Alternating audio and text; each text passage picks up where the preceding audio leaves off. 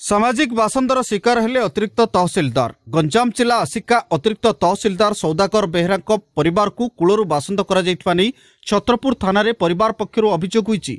अतिरिक्त तहसिलदार श्री बेहरा घर छत्रपुर थाना अधीन मुंशीपेंट ग्राम से अन्य एक जातिर झील को विवाह कर कैवर्त समाज पक्षर अतिरिक्त तहसिलदार परिवार को कूलरू बासंद कर एने अतिरिक्त तहसिलदार पिता विजय बेहरा गुरुवार छत्रपुर थाना अभियोग करछंती। अन्य पक्षरे कैवर्त समाज पक्षरु तांको परिवार को कूलरू बासंद करा जाई नाही बोली से कहिथिले।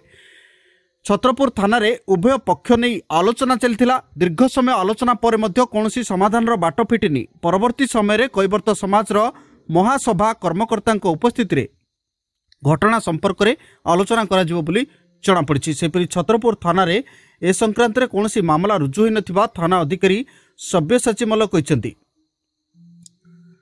गंजाम छत्रपुर प्रशांत कुमार महाराणा रिपोर्ट तेज ओडिशा।